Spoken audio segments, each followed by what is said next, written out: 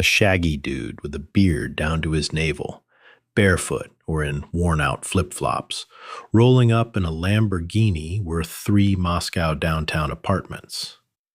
Next to him sits a beauty that half the men would carry on their hands, but he doesn't even glance her way. Behind them looms a bodyguard giant pretending to be just a buddy out for a stroll. And all this isn't happening in some neighborhood for broke folks, but in Monaco, where even a parking spot costs as much as a foreign car. The internet exploded. Some screaming he's a bum who got rich by accident, others praying to him like an icon of style. Millions of people worldwide check in daily to see what this strange guy, whom everyone calls Zeus for some reason, is breathing. But behind this image lies a story cooler than any series about golden youth. A story about how an ordinary Parisian lawyer turned into a million-follower sensation without selling a single income course or giving a single motivational lecture. He just lives, and that's enough for 2 million people to follow his every move. On November 22, 1971, a boy was born in Paris with such a pedigree you could write a book about it. French blood mixed with Moroccan and Italian, creating a cocktail that defined his entire future life. They named the kid Ilian Tobianno. The surname sounds almost Georgian, though it has no connection to the Caucasus. From childhood, the boy grew up in a multicultural environment where 3 languages could be spoken at home: French, Italian, English. He absorbed it all naturally, like a sponge. He had no language barrier problems, which later helped tremendously in business. The family understood the importance of education, not those diploma mills where you buy credentials for cash, but real, prestigious institutions. When time came to choose a university, Ilian didn't mess around with second-rate options. He aimed straight for the Parisian University, one of those places where connections are forged that last a lifetime and doors open that stay closed to ordinary folks. His specialty was civil law. Sounds boring on paper, but in reality, it's the foundation of how money moves in the civilized world. Real estate, contracts, deals, all this requires people who understand not just laws, but how to maneuver around them within legal boundaries. Tobianno studied diligently, not like those rich kids who pay for exams. He genuinely immersed himself in the material, understanding that knowledge is the real capital in this world. While his peers partied and burned through daddy's money, Ilian built his foundation.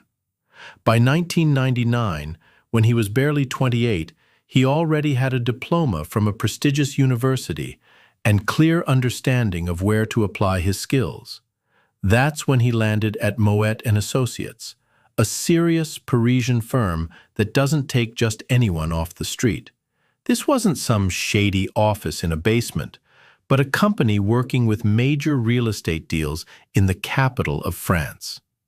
At Moet and Associates, Tobianno specialized in property law, the sphere where serious cash spins.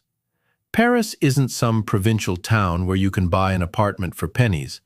Every square meter costs crazy money, and every deal requires a lawyer who won't screw up the paperwork. Ilian proved himself as a specialist who could be trusted with complex cases. He worked with clients who owned not apartments, but entire buildings. Advised on deals where amounts had so many zeros you'd get dizzy counting. This wasn't quick money. Each case required weeks or months of work, studying tons of documents, negotiations, finding loopholes in legislation. But the game was worth the candle. His fee depended on deal size, and deals were serious. Over the years working at the firm, he built not just a professional reputation, but a network of contacts among people who controlled real money in France. These weren't nouveau riche showing off, but old money families who'd been accumulating capital for generations. If you're hooked by this story about how a Parisian lawyer became an internet icon, smash that subscribe button right now. Hit the like and drop a comment about what you think of ZEUS's path. Is this genius marketing or just living life? Your activity helps the channel grow and create more such investigations into the lives of mysterious personalities. But something happened that Ilian himself probably couldn't predict. Working with major real estate deals, he began noticing one pattern. His wealthiest clients all had one thing in common. They didn't live in France. More precisely, they had French citizenship and business, but their actual residence was registered in a tiny place on the map called Monaco. At first, it seemed strange. Why would multimillionaires squeeze into a territory of just 2 square kilometers when they could afford villas anywhere in the world? But when Tobianno dug into the details, everything became crystal clear. Monaco is a tax paradise that turns legal tax optimization into an art form. 0 personal income tax. You read that right. 0. Not 10%, not 5%, but absolute 0. All money you earn stays with you. The state doesn't take a cut. For people operating with millions, this means saving amounts that ordinary folks can't even imagine. But that's not all. Corporate taxes in Monaco are so low they're practically symbolic compared to France or other European countries. Capital gains tax doesn't exist. You bought real estate, it appreciated, you sold it. All profit is yours. In France, for the same operation, you'd give the state such a chunk that you'd cry. Inheritance tax, also minimal. Wealthy families can pass capital from generation to generation without the state taking half.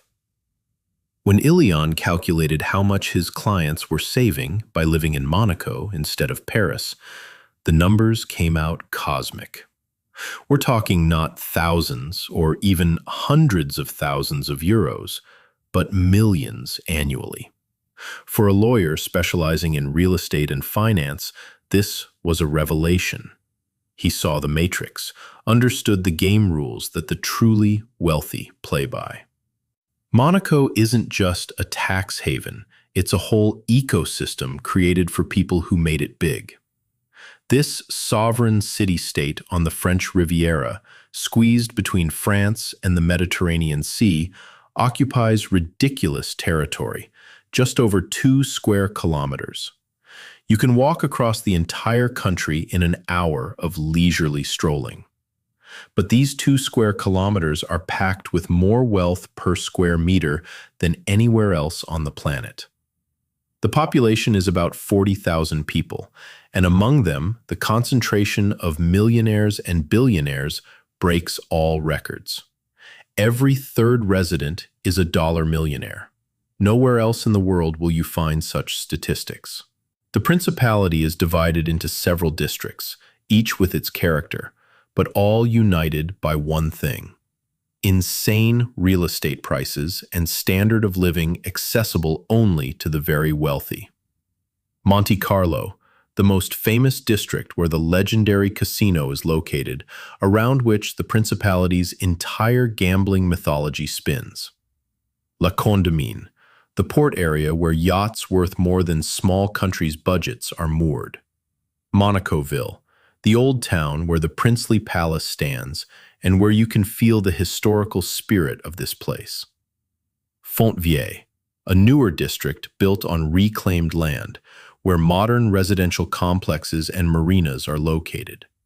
Each of these places is its own world, but all function according to the same principle: maximum comfort and security for those who can pay. The principality's strategic location on the coast gives it additional advantages. Mild Mediterranean climate, warm winters, hot but not scorching summers, ideal conditions for year-round living. 15 minutes by car to Nice Airport, an hour and a half to Italy, geography that allows you to be in the center of Europe while enjoying privacy and tax benefits. Security in Monaco deserves separate mention. The Principality has one of the lowest crime rates in the world. The police-to-population ratio here is higher than anywhere else, about 1 cop per 60 residents. Cameras on every corner, total control, instant response to any incident. For wealthy people who value their safety and their family's safety, this is a decisive factor. You can walk the streets at night without fear of being robbed or attacked. Your children can play in parks without armed guards. This level of security costs money, and Monaco's residents pay for it through various fees and charges. But for them, it's an acceptable price for peace of mind. The Principality also has excellent infrastructure, world-class medical clinics, private schools where children of the world's richest people study, Michelin-starred restaurants, designer boutiques, yacht clubs, golf courses. Everything a person accustomed to a certain lifestyle might need is here within walking distance. For Tobianno, who'd been watching this whole picture from the sidelines through his client's prism, the decision to move to Monaco was logical. He'd accumulated enough capital to afford such a relocation. His expertise in real estate law was in demand anywhere, but in Monaco, a place where every deal involves millions, his skills were worth gold. He wasn't some random dude trying his luck, but an established professional with reputation, experience, and most importantly, understanding of how this world works. When Ilian moved to Monaco, he didn't arrive empty-handed. He had capital, contacts, professional expertise. But what he didn't yet have was what would later make him a star. A unique image that would blow up social media and make millions of people around the world talk about him. The Monaco Ilian moved to is a specific place with its own unwritten rules. There's a certain dress code here, behavioral standards, traditions. Most wealthy residents of the Principality dress in expensive, classic style. Business suits, designer casual, accessories worth as much as a car. This is a world where your appearance is your calling card, where people are judged by their watch, car, address. Everyone plays this game, showing status through external attributes, demonstrating belonging to the elite. Yacht parties, casino visits, dinners at Michelin restaurants. All this requires appropriate appearance. You won't go to such events in flip-flops and a t-shirt. It's just not accepted. But Tobianno, perhaps precisely because he understood all these rules, decided to break them. Or rather, not break, but ignore, creating his own style that went against everything Monaco's secular society was accustomed to. Imagine, you're walking down Monaco streets, where every second person is dressed like they just stepped off a fashion magazine cover. And suddenly, you see a guy with a huge, shaggy beard, long hair, dressed like a hippie from the 70s. Flip-flops, or generally barefoot, some casual pants, a simple t-shirt, nothing hinting at millions in the bank. At first glance, a typical bum who got lost and ended up in the wrong area. But this bum gets into a Lamborghini worth €500,000 and drives off, leaving people around in shock. This dissonance, the contrast between appearance and reality, became Ilian Tobianno's calling card. He didn't try to fit into the general picture, didn't play by accepted rules. He created his own rules, and this approach shot like a cannon. Because in a world where everyone tries to look like a millionaire, a real millionaire who looks like a bum becomes the main attraction. This image wasn't accidental. Tobianno is too smart and educated a person to not understand what he's doing. His legal background taught him to think strategically, analyze situations, predict reactions. When he started appearing on Monaco streets in this form, He perfectly understood what effect it would create. People would talk, discuss, condemn, admire, but they wouldn't remain indifferent. In the attention economy, which social media became, indifference is death. You need to evoke emotions, any, but strong. And Ilian's appearance evoked them in abundance. Someone was horrified. How can you walk around like that in Monaco? Someone laughed. Look at this clown. Someone admired. What freedom, what disregard for public opinion. But everyone reacted, and that was the key. The social media era was just gaining momentum when Tobianno started building his online presence. Instagram, TikTok, YouTube. Platforms where you can show your life to millions of people without intermediaries, without television editors and producers. You just take your phone, record a video, post it. And if the content hooks, it goes viral. Ilian understood this mechanics. He didn't need to sell anything, didn't need to promote products or services. He just needed to be interesting. And he was interesting. Very much so. His videos were simple to the point of banality. He walks around Monaco, gets into his Lamborghini, drives past luxurious yachts, eats at expensive restaurants. No special effects, no editing, no scripts. Pure life as it is. But this life was so different from what most people see that it attracted like a magnet. Enjoying this deep dive into ZEUS Monaco's world? Don't forget to subscribe to the channel for more exclusive content about mysterious rich personalities. Drop a like if you're fascinated by this story, and comment what you think. Is ZEUS a marketing genius or just lucky? Your engagement matters. The Lamborghini he drives isn't just a car. It's a statement, a manifesto, part of the image. In Monaco, where Ferraris and Bentleys are as common as Toyotas in ordinary cities, a Lamborghini still turns heads. This is a car that screams, "I made it," without words. But when a person who looks like they just crawled out from under a bridge gets behind the wheel of such a car, it creates cognitive dissonance that's impossible to ignore. People stop, turn around, pull out phones to film. This spectacle is too unusual to pass by. And Ilian gives them this spectacle daily, not even trying to change or adapt. He just lives his life, and this life becomes content that millions consume with pleasure. His beard became a separate topic for discussion. Not some neat, trimmed beard like businessmen wear. No, this is a real, wild beard. Long, shaggy, like those old prophets or hippies from the 60s had. In a world where men spend hundreds of euros on barbers and stylists, where every hair is styled, such a beard is a challenge. It says, "I don't care about your standards and norms. I live as I'm comfortable, not as you think is right."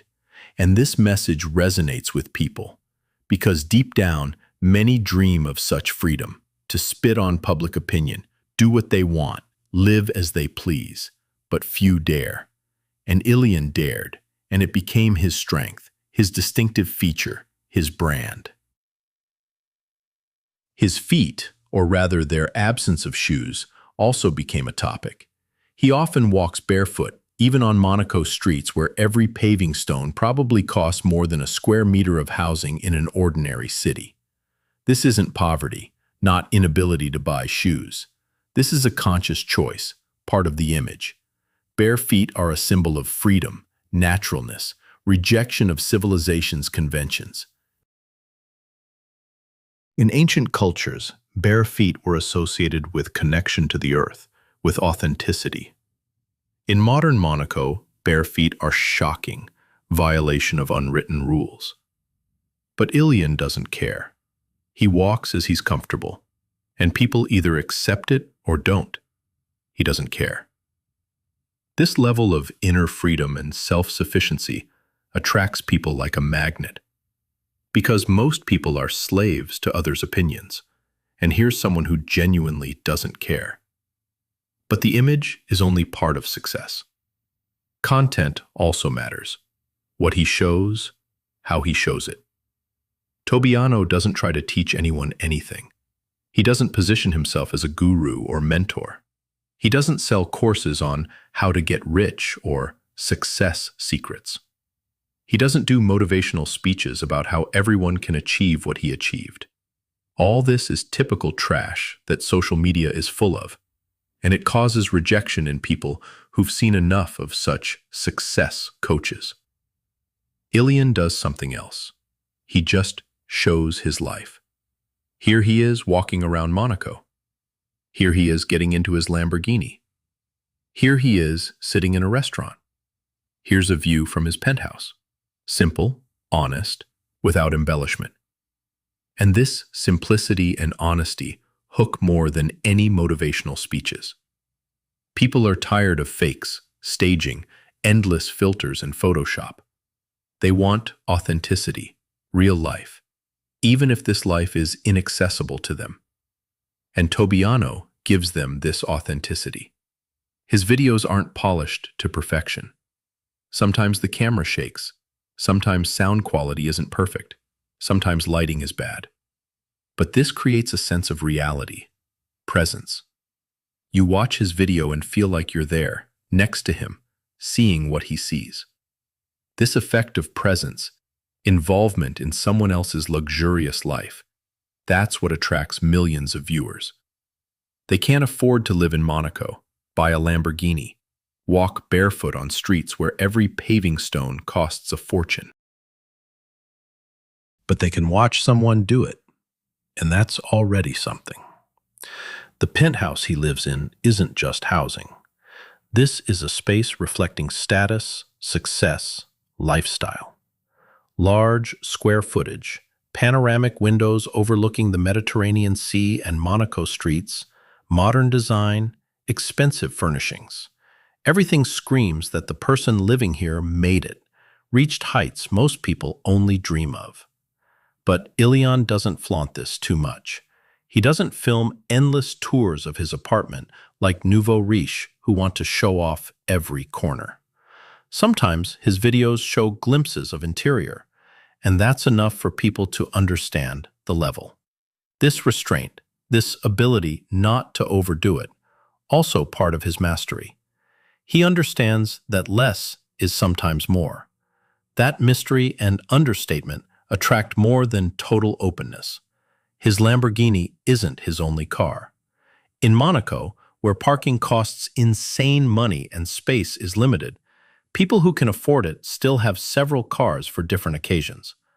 But it's the Lamborghini that's become his calling card, his recognizable attribute.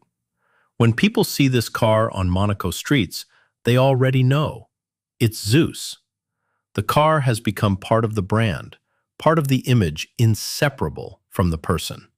This is marketing genius, to create such strong association that one element automatically evokes memory of the whole.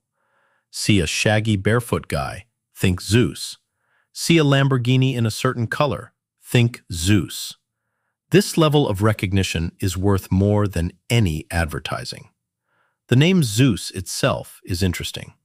In Greek mythology, ZEUS is the supreme god, ruler of Olympus, thunderer, and lord. Choosing this pseudonym for social media wasn't accidental. It's a claim to greatness, power, superiority. But at the same time, there's irony in it. A person who looks like a homeless person calling himself the supreme god. This contrast between name and appearance creates additional intrigue. People wonder, is he serious or joking? Is this self-irony or megalomania? And this uncertainty, this inability to unambiguously assess the person, it attracts and holds attention. Monaco, where Tobianno lives and creates content, isn't just a beautiful backdrop. It's an essential part of the story. Because if the same bearded guy in flip-flops drove a Lamborghini around some ordinary city, the effect would be different.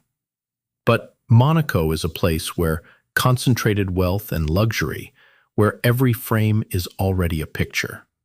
Azure sea, luxurious yachts, expensive cars, beautiful people. All this creates an atmosphere that amplifies any content. Ilian understood this and skillfully uses his location as an advantage. His every video is advertising for Monaco as a place where dreams come true, where you can live like a king.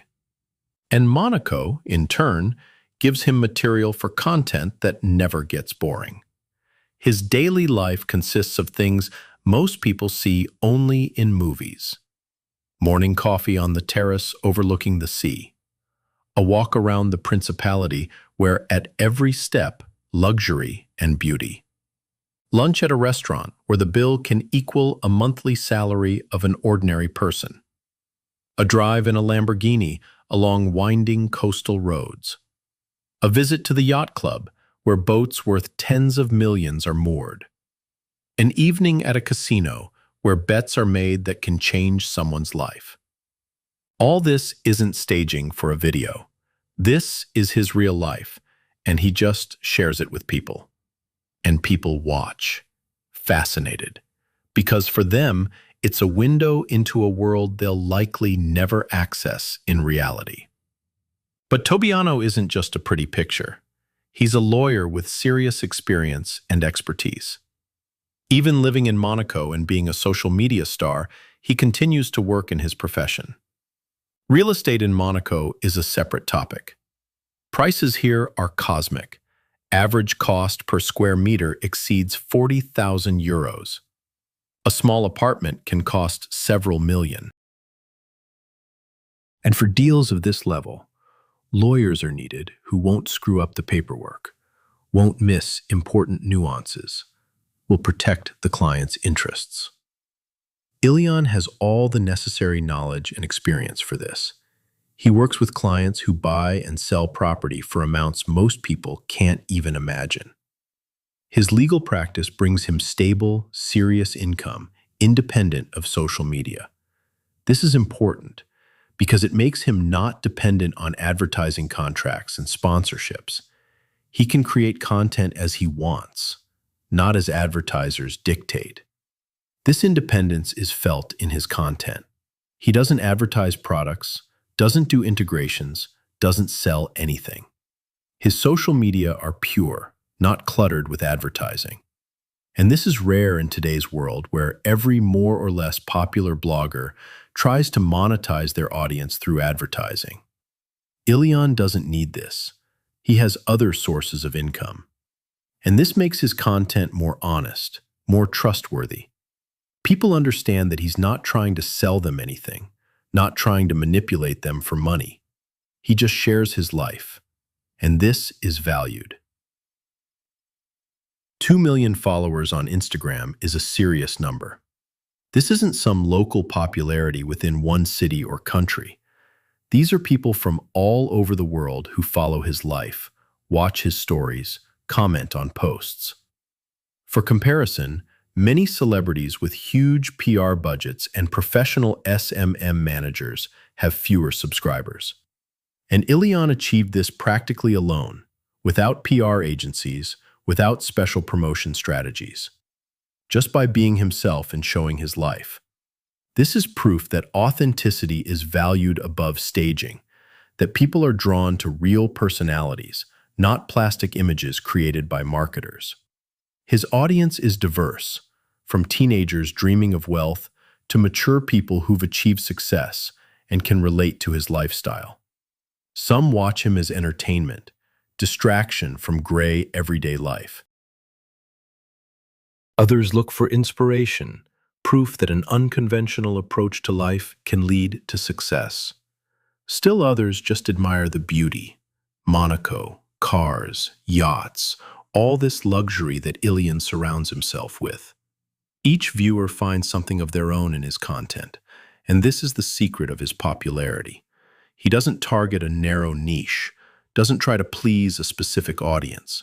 He just lives, and different people find different meanings in this life. The phenomenon of Ilian Tobianno is that he managed to monetize not a skill or knowledge, but a lifestyle. He doesn't teach, doesn't consult, doesn't provide services through social media. He just shows how he lives. and this turns out to be enough to attract millions of people.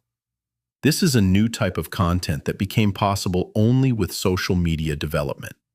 Previously, to become famous, you needed to do something: sing, act, play sports, create something. Now you can become famous just by living interestingly.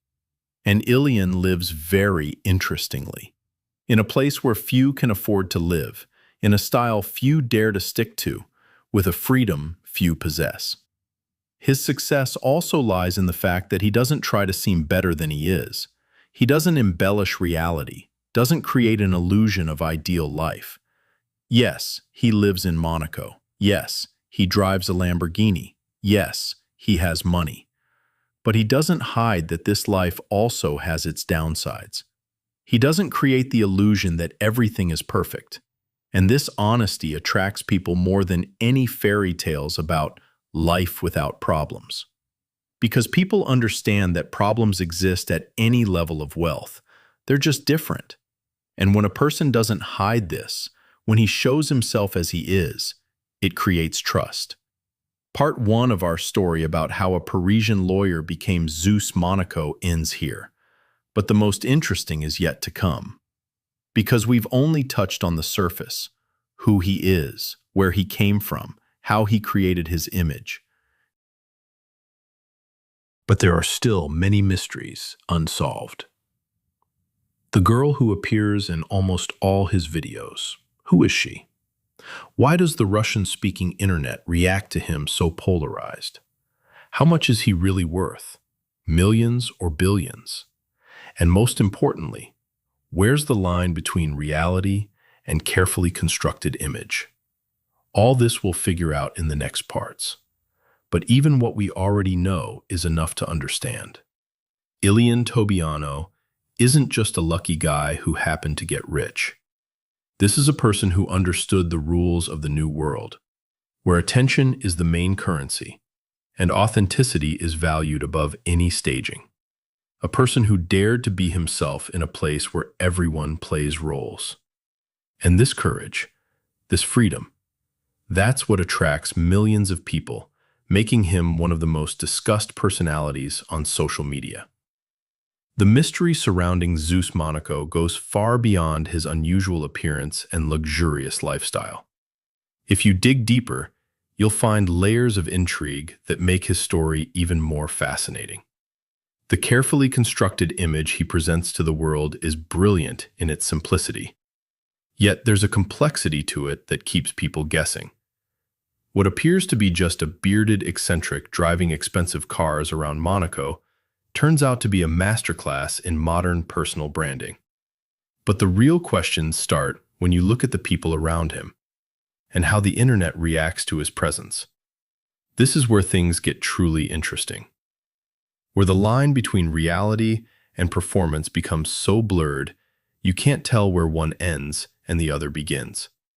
The girl who appears in almost every ZEUS video has become an internet mystery that rivals any detective novel.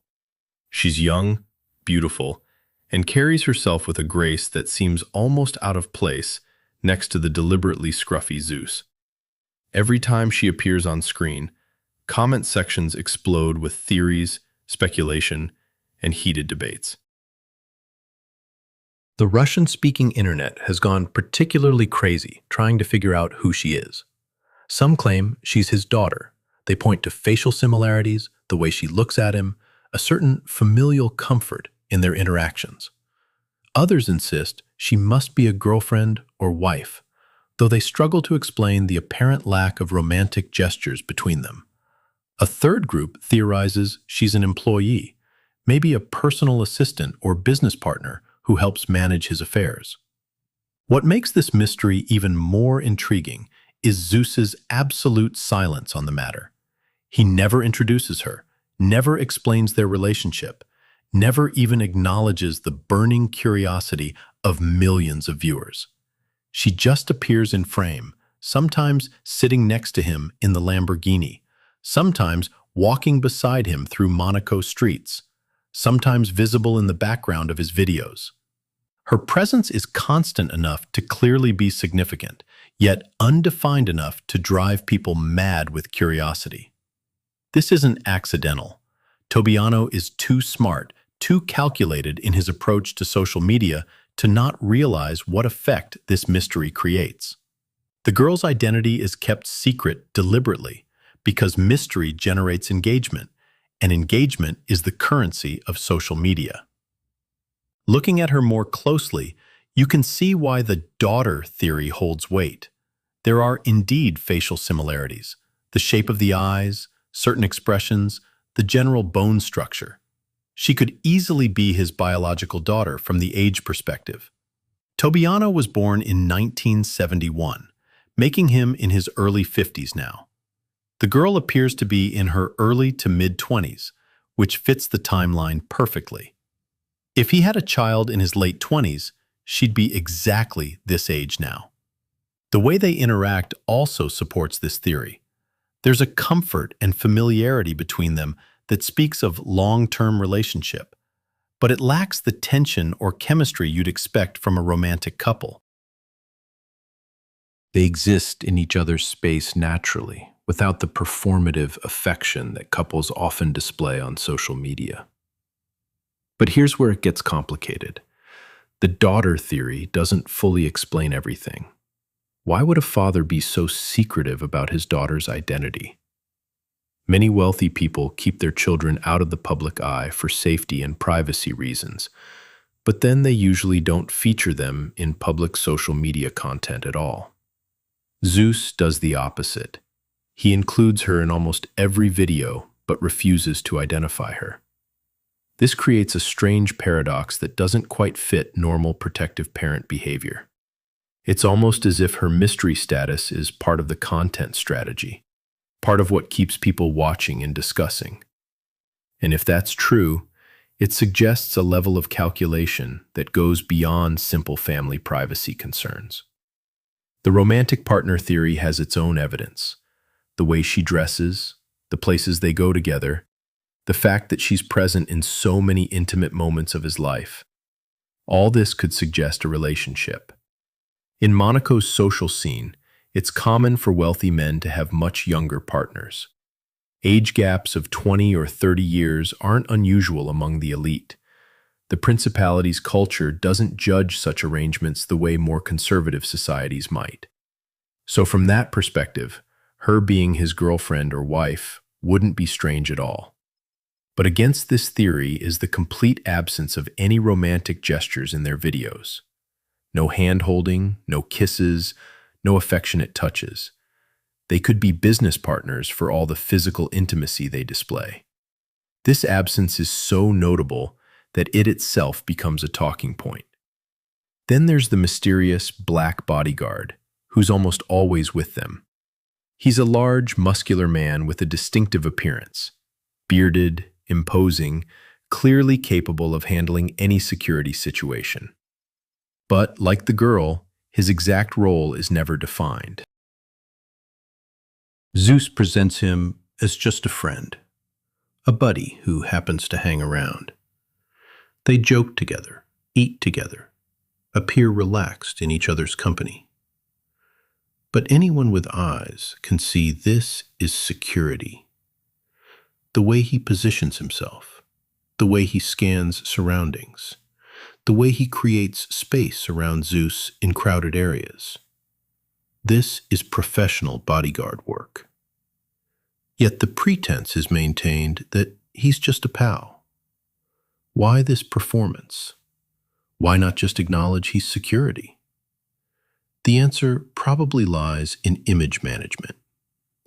Admitting you need a bodyguard makes you seem vulnerable, possibly afraid. It acknowledges that your wealth makes you a target, that you can't just walk around freely like a normal person. This contradicts the free-spirited, carefree image ZEUS cultivates. He wants to seem like a guy who just does what he wants, goes where he wants, lives without fear or constraint. A visible bodyguard ruins that illusion. So instead, the bodyguard is rebranded as a friend, someone who just happens to always be there It's a clever bit of image control that maintains the fantasy while still providing necessary security. Because make no mistake, walking around Monaco in expensive cars with millions of social media followers does make you a target. The security is real and necessary, even if it's disguised as friendship. The three of them together create a fascinating dynamic that people can't stop watching. ZEUS with his wild appearance, the mysterious, beautiful girl, and the imposing friend who's clearly protecting them both. It's like a movie cast, each character playing a specific role, creating a narrative that viewers become invested in. And the genius of it is that the narrative is never fully explained. You're given pieces, fragments, glimpses, but never the whole picture. This keeps people coming back, keeps them discussing, theorizing, trying to figure out the truth. It's engagement farming at its finest, but done with such subtlety that it doesn't feel manipulative. It feels like you're a detective trying to solve a mystery, not a consumer being sold a product. The comment sections under ZEUS's videos are an anthropological study in themselves. Particularly fascinating is how different demographics react to him and his content. The Russian-speaking internet, for whatever reason, has become particularly obsessed with ZEUS Monaco. The comment sections are filled with Russian, Ukrainian, Belarusian users debating every aspect of his life.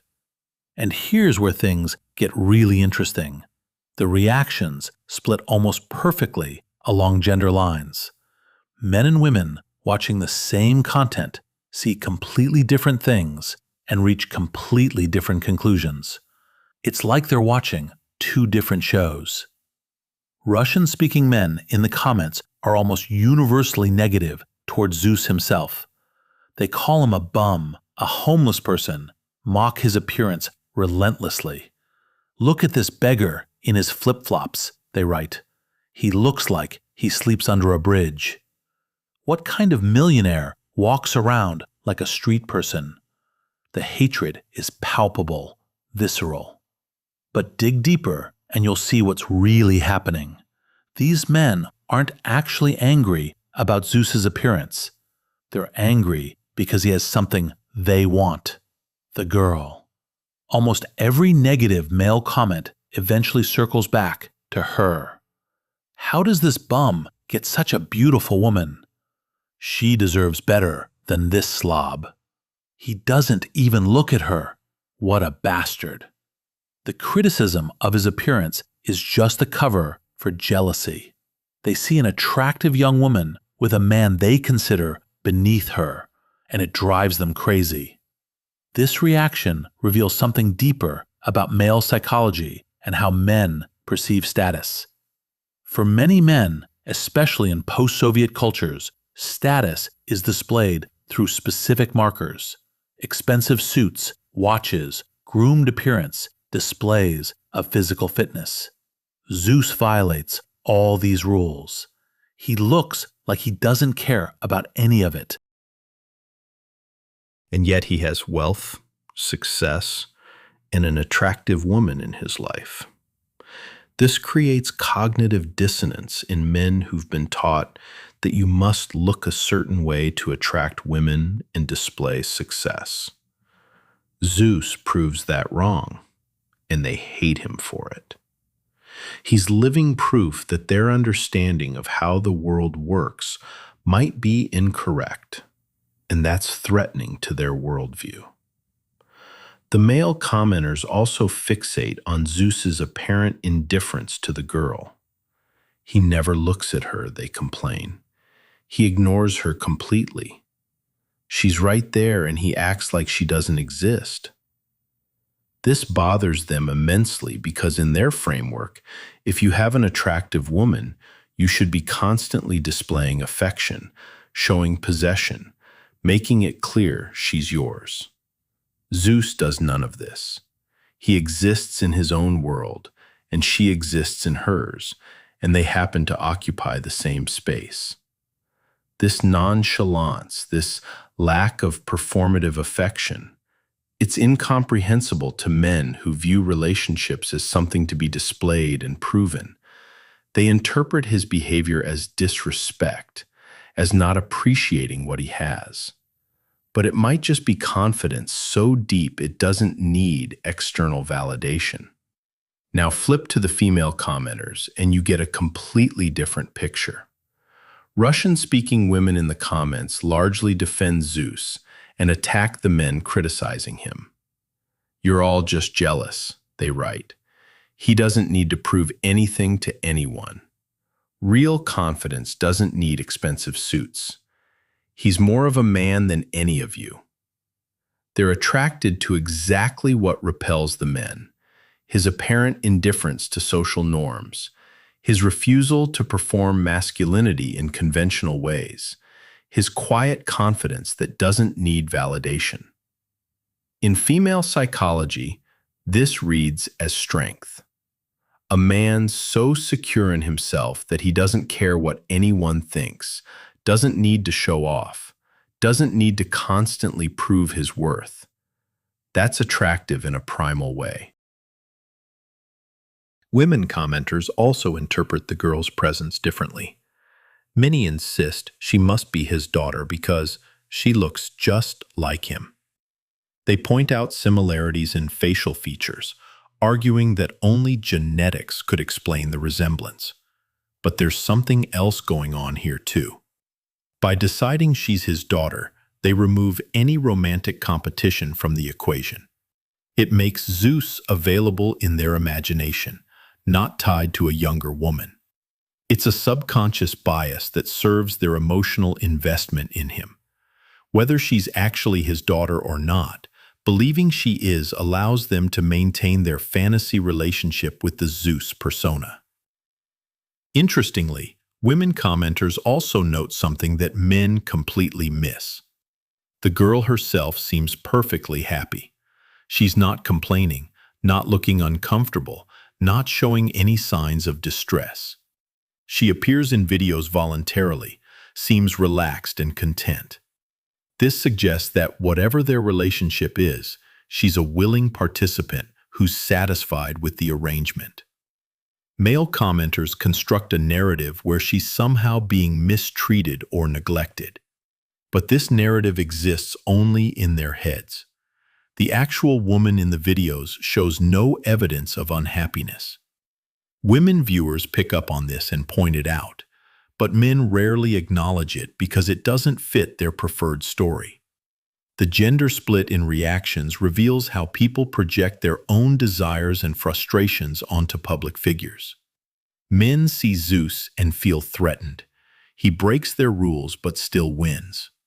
Women see ZEUS and feel attracted. He embodies a freedom and confidence they find appealing. Same person, same content. Completely opposite reactions based entirely on the viewer's gender and psychology. This is marketing gold. ZEUS has created a persona that generates strong emotional reactions from both genders, keeping both engaged, even though they hate and love him for completely different reasons. Whether this was intentional or accidental genius, the result is the same. Millions of people who can't stop watching and discussing. If this investigation into ZEUS Monaco's psychology and audience reactions has you hooked, hit subscribe now to never miss an update. Smash that like button and drop your theory in the comments. Is the girl his daughter or something else? Your engagement helps us uncover more truth about mysterious personalities like ZEUS. The confusion between ZEUS Monaco and the yacht ZEUS represents another fascinating layer of the internet's relationship with truth and verification. This mix-up happens so frequently that it deserves serious examination. The yacht ZEUS is a legitimate $50 million super yacht with a rich history and a very real owner. But that owner isn't Ilian Tobianno. The yacht belongs to John Christodoulou, a British property developer and billionaire with an estimated net worth of $1.1 billion. Christodoulou and Tobianno are completely different people who've never met, have no business connections, and share nothing except that they both have residences in Monaco. Yet the internet constantly conflates them, creates elaborate theories connecting them, and spreads misinformation about ZEUS Monaco owning this massive yacht. How does this confusion happen? Part of it is the name. When you search ZEUS Monaco, search engines don't always distinguish between ZEUS the person and ZEUS the yacht. Articles about the yacht mention Monaco because that's where it's often docked and where its owner lives. Articles about Ilian Tobianno mention Monaco because that's where he lives and creates content. The algorithm sees ZEUS and Monaco and assumes they're related. People who don't dig deeper than the first search results assume the yacht content is about the social media personality. They see photos of this massive luxury yacht and think, wow, ZEUS Monaco owns that? And just like that, the myth is born and spreads. The yacht ZEUS itself has a fascinating history, worth understanding. It wasn't originally called ZEUS. It was built as the Eco for Emilio Azcárraga, the founder and former CEO of Televisa, Mexico's largest media company. Azcárraga was a media mogul of the old school, building a television empire that dominated Latin American markets. He commissioned this yacht in the 1990s, when superyacht culture was becoming a status symbol among the global ultra-wealthy. The Eco was built to his specifications, a floating palace that could cross oceans while providing every luxury imaginable. But tragedy struck in 1997 when Azcárraga died aboard the yacht. His death meant the Eco needed a new owner, and it found one in Larry Ellison. Larry Ellison, the founder of Oracle Corporation and one of the richest men in the world, purchased the yacht and renamed it Katana. Ellison is famous for his love of expensive toys, yachts, planes, Hawaiian Islands. The Katana fit perfectly into his collection of ultra-luxury possessions. He owned it for several years, using it to cruise the world's oceans and host gatherings of Silicon Valley elite. But even billionaires eventually tire of their toys or find newer ones, and Ellison eventually sold the Katana.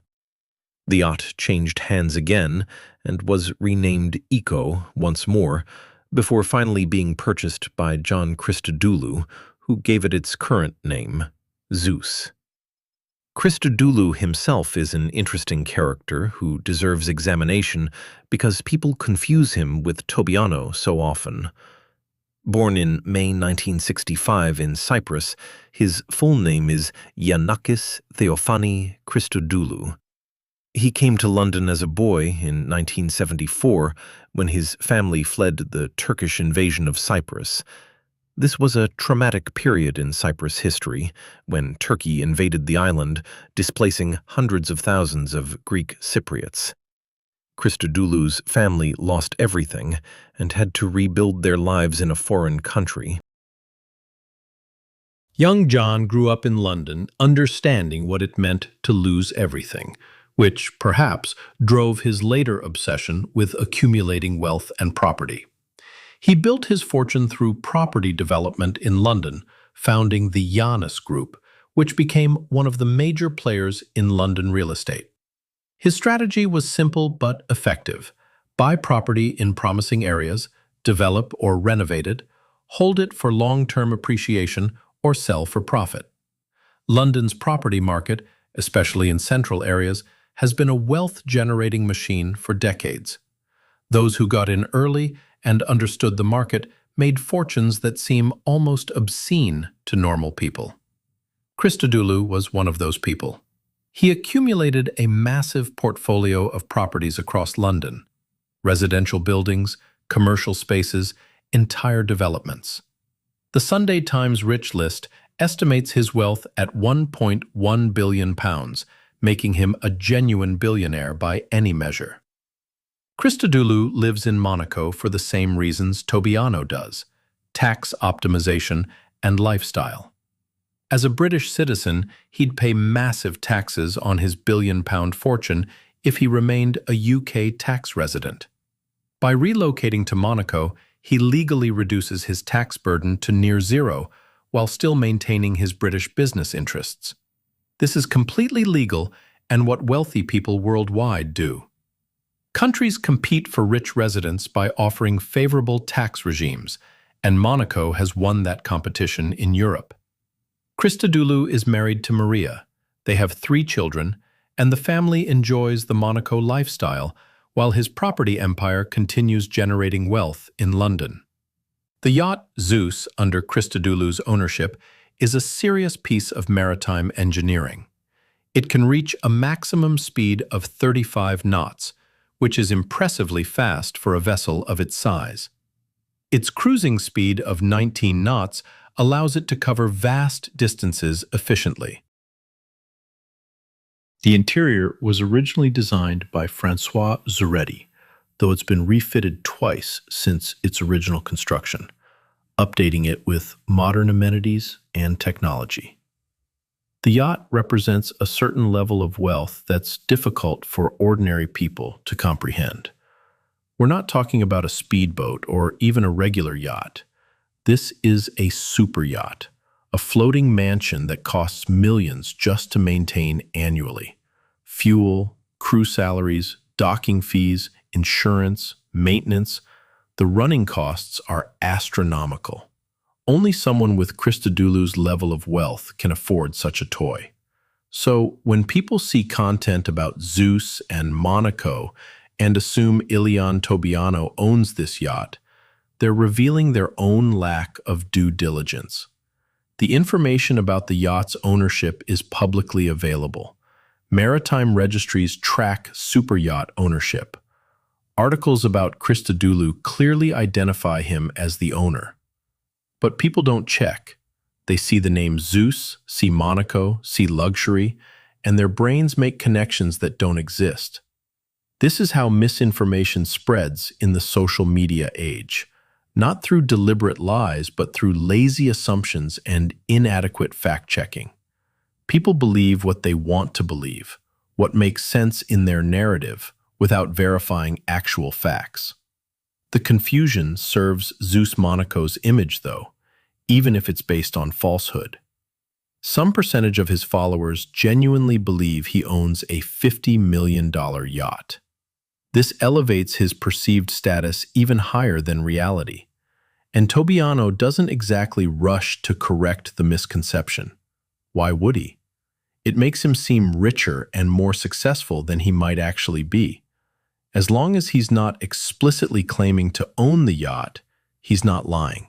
He's just not correcting other people's mistakes. This is a gray area of personal branding, where you benefit from misconceptions without creating them yourself. It's ethically questionable, but effective. The reality is that while Tobianno is clearly wealthy, he lives in Monaco, drives a Lamborghini, maintains a lifestyle most people can only dream of, he's not operating at the same level as Christodoulou. The difference between tens of millions and over $1 billion is vast. Someone worth 20 or 30 million can afford a very luxurious lifestyle, but they're not buying $50 million yachts. That's a different tier of wealth entirely. Tobianno is rich. Christodoulou is wealthy. There's a distinction there that matters when understanding their actual financial situations. Both live in Monaco, both enjoy luxury, but the scale is completely different. What Tobianno does have, and what might be more valuable than a yacht in the modern world, is attention. 2 million Instagram followers, millions of views on TikTok and YouTube, constant discussion and debate about his life. This is a form of capital that can't be bought with money alone. Christodoulou, despite his billion-pound fortune, doesn't have this. He's known in business circles and among the ultra-wealthy, but he's not a household name. Most people have never heard of him. Ilian Tobianno, despite having far less money, is internationally recognized by millions of people. His face, his beard, his Lamborghini, these are known worldwide. In the attention economy, he might actually be richer than Christodoulou in certain ways.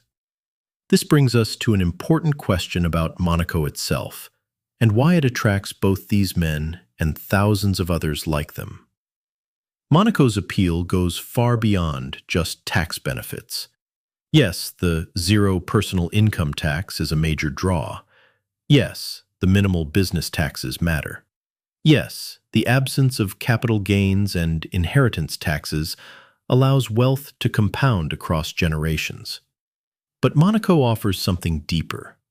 It offers membership in a club. The Principality has only 40,000 residents, and among them, the concentration of wealth is staggering. Living in Monaco means your neighbors are potentially billionaires. Your children's classmates are heirs to fortunes. Your casual acquaintances might control major corporations. The networking opportunities are unparalleled. Monaco is also one of the safest places on Earth. The Principality has more police and security cameras per capita than almost anywhere else in the world. Violent crime is virtually non-existent.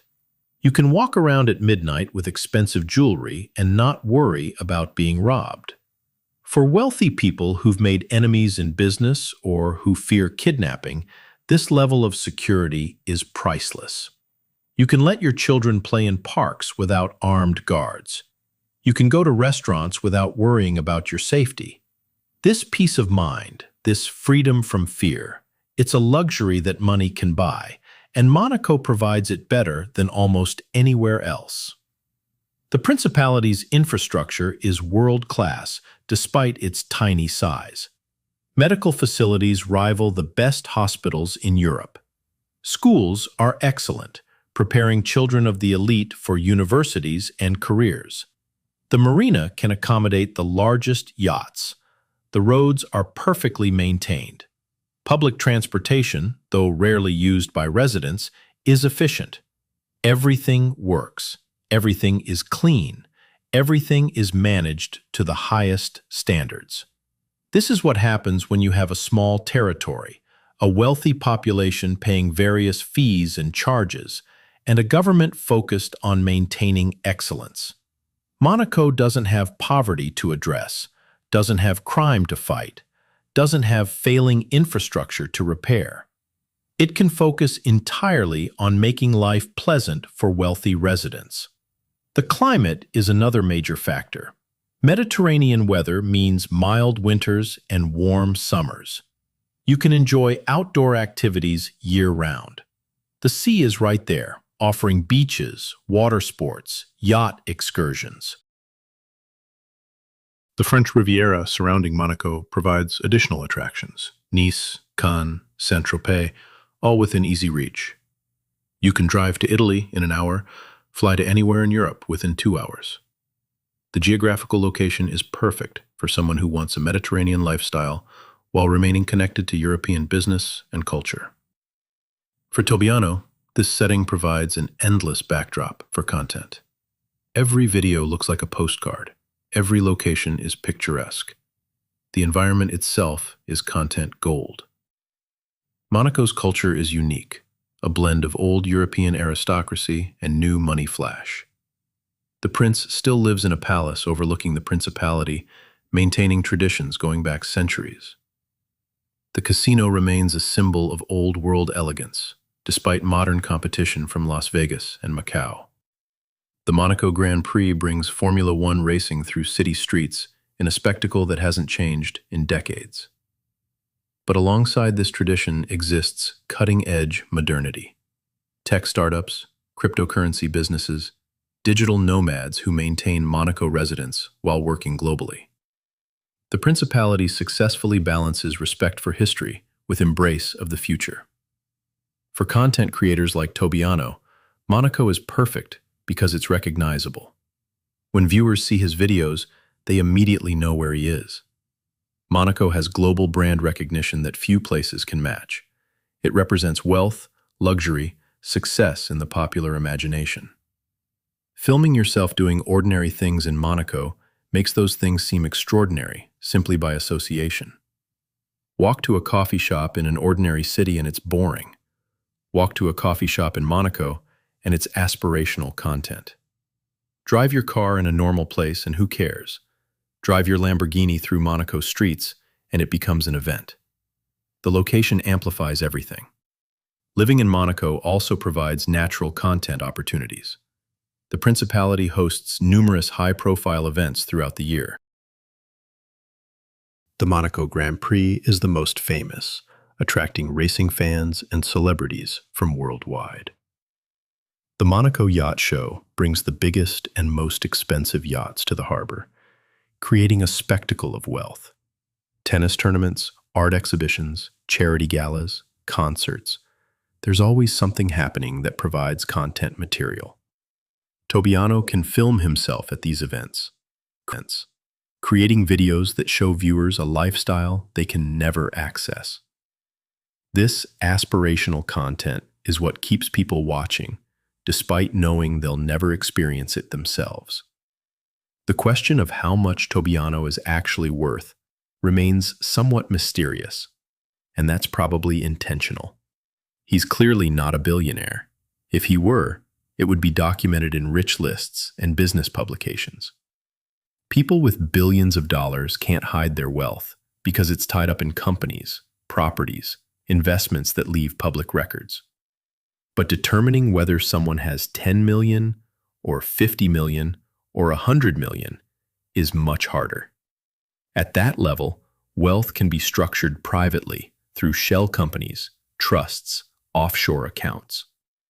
Unless someone voluntarily discloses their finances or gets investigated by authorities, their exact wealth remains private. Various sources estimate Tobianno's net worth in the tens of millions range. This is vague but probably accurate. Somewhere between 20 and 99 million would be my guess based on his lifestyle. A penthouse in Monaco costs multiple millions just to purchase. Maintaining it costs hundreds of thousands annually. A Lamborghini is several hundred thousand. Living expenses in Monaco for someone maintaining his lifestyle probably run multiple hundreds of thousands per year. To afford this without working a traditional job means having significant capital, generating investment returns, or having a very lucrative legal practice, or both. 20 million invested conservatively generates about $1 million per year in returns. 50 million generates 2 to 3 million. At that level, you can afford the Monaco lifestyle comfortably. We're halfway through exposing the real ZEUS Monaco. Don't miss the final part, where we reveal the truth about his wealth and the ultimate marketing strategy. Subscribe now, drop a like, and comment your prediction. How much is he really worth?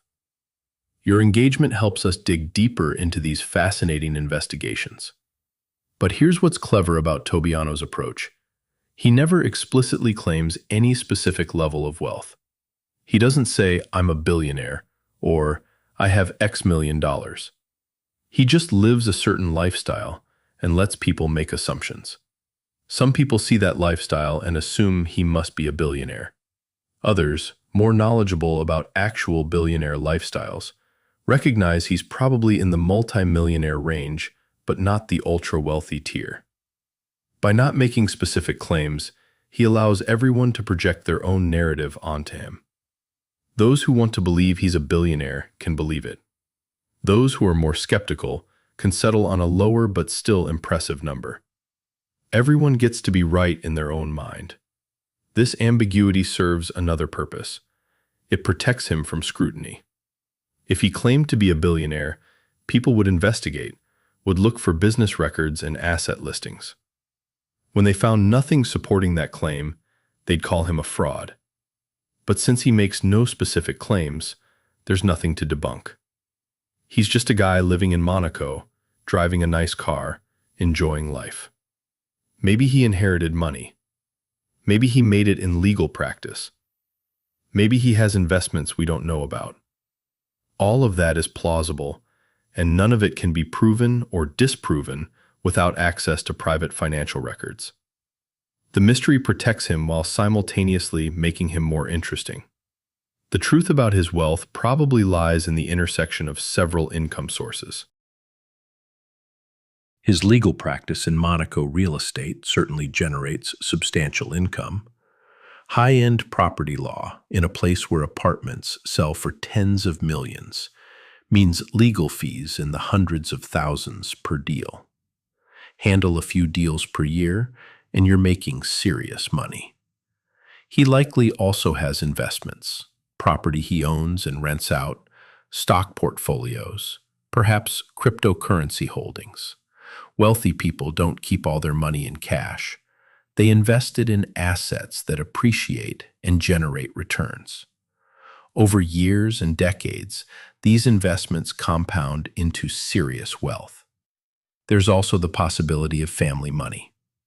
Tobianno hasn't publicly discussed his family's financial situation, but it's possible he inherited wealth or received family support that helped establish his position. Many people living the Monaco lifestyle didn't start from zero. They had advantages, either through inheritance or family connections that opened doors. This isn't to diminish whatever success he achieved through his own efforts, but acknowledging that privilege and advantage play a role in reaching these heights. Very few people genuinely go from poverty to Monaco penthouse purely through their own efforts. Most had some launching pad, some initial capital or connection that gave them a head start. What Tobianno definitely has is an understanding of how to leverage social media for personal brand building without appearing to leverage it. This is a delicate balance that many try and most fail to achieve. The key is appearing authentic while actually being highly strategic. Every casual video is probably more thought out than it appears. The locations are chosen for visual appeal. The angles show off the Lamborghini or the Monaco scenery to maximum effect. The mysterious girl appears just enough to generate discussion, but not so much that the mystery becomes solved. The bodyguard maintains his friend cover while actually doing security work. Every element serves a purpose in building and maintaining the brand. Yet it never feels calculated because Tobianno doesn't break character. He doesn't suddenly start selling products or promoting sponsors. He doesn't explain his strategy or reveal the mechanics. He maintains the illusion of just living his life while cameras happen to be around. This commitment to the bit, this refusal to acknowledge the performance aspect, is what makes it work. The moment he steps out of character and says, "Here's how I built my social media brand," the magic disappears. He becomes just another influencer teaching courses on influence. By never acknowledging the strategy, he keeps the dream alive. His success proves something important about modern celebrity and attention economics. You don't need traditional talent anymore. No need to sing, act, play sports, or create art. You can become famous simply for being interesting, for living a life others want to watch. This was impossible before social media. Previous generations needed gatekeepers, record labels, film studios, publishers, sports teams to become known. Now you need only a smartphone and something people want to see. Tobianno has that something, a lifestyle that combines wealth, freedom, mystery, and a complete disregard for social conventions. It's aspirational and fascinating in equal measure. The comparison to traditional celebrities is stark. A famous actor or musician works extremely hard developing their craft, promoting their projects, maintaining public image. They're constantly working, filming, recording, touring, doing interviews. Tobianno just lives. His life is his content. He doesn't have to tour or promote. He doesn't have to memorize scripts or practice performances. He just exists in an interesting way and shares glimpses of that existence. From an effort to reward ratio perspective, it's incredibly efficient. He's monetized his lifestyle itself. turning everyday activities into content that generates attention and opportunity. This brings us to the end of part 2, but we're just getting to the really juicy stuff. We've explored who surrounds ZEUS, how different audiences react to him, cleared up the yacht confusion, and examined Monaco's role in his story. But the biggest questions remain. What's his actual end game? Is this sustainable long-term or just a moment of viral fame? How does his legal background inform his social media strategy? And most importantly, what can we learn from his approach to building a personal brand in the modern world? All of this and more in the final part where we dissect the ZEUS Monaco phenomenon and reveal what it tells us about wealth, attention, and identity in the 21st century. The end game for someone like Ilian Tobianno isn't immediately obvious, and that's part of what makes analyzing him so fascinating. Traditional celebrities have clear monetization paths: album sales, movie roles, endorsement deals, appearance fees. Athletes have prize money and sponsorships. Business moguls have companies generating revenue. But what exactly is ZEUS Monaco's long-term play? He doesn't sell products, doesn't charge for content, doesn't do paid promotions that anyone can see. His social media generates massive attention, but the conversion of that attention into dollars isn't transparent. Understanding his actual strategy requires looking deeper than surface-level content into the underlying economics of attention and personal branding in the modern world. The first layer of his monetization is probably the least visible: his legal practice. Having 2 million Instagram followers and millions more across other platforms makes him one of the most recognizable lawyers in the world. Think about that for a second. Most lawyers are completely unknown outside their immediate professional circle. Even the most successful corporate lawyers aren't household names. But Tobianno has global name recognition. When ultra-wealthy individuals need a lawyer for Monaco real estate deals, who are they going to think of? The unknown professional buried in search results? Or the guy they've been watching on social media for months? The viral fame directly feeds potential clients into his actual business. This is marketing more effective than any traditional advertising campaign could achieve, and it costs him nothing except living his life. His rates for legal services have probably increased substantially since becoming internet famous. When you're just another lawyer, clients can negotiate and compare rates with competitors. When you're the famous ZEUS Monaco, you can charge premium rates because you're not just selling legal expertise, you're selling access to a celebrity. Wealthy people love exclusivity, love being able to say they work with someone famous. If Tobianno charges 50,000 euros for legal work that another lawyer might do for 20,000, clients will pay it because they're not just buying legal services. They're buying the story, the connection, the ability to mention casually at dinner parties that ZEUS Monaco handles their Monaco real estate deals. His fame has made his professional services more valuable, creating a direct financial benefit from social media that never appears as sponsored content. There's also the networking effect to consider. Living in Monaco and being famous within that small community of 40,000 people means Tobianno has access to some of the wealthiest individuals on the planet. These people might become clients, business partners, or investment opportunities. A casual conversation at a Monaco restaurant or yacht club could lead to deals worth millions. This type of networking is impossible to quantify, but absolutely valuable. The rich operate differently than normal people. They make deals based on personal relationships, on trust built over dinners and social events, on being part of the same exclusive club. Tobianno's social media fame gives him entry to rooms and conversations that would otherwise be closed to him. The financial value of that access is probably worth more than any advertising revenue he could generate from YouTube pre-roll ads. Then there's the future potential of his personal brand. Right now, he's not monetizing directly, but that could change instantly if he wanted. He could launch a clothing line. ZEUS Monaco branded flip-flops and casual wear would sell to his fan base. He could write a book about his life philosophy or approach to success. He could do speaking engagements at business conferences or universities. He could start a podcast interviewing other wealthy Monaco residents.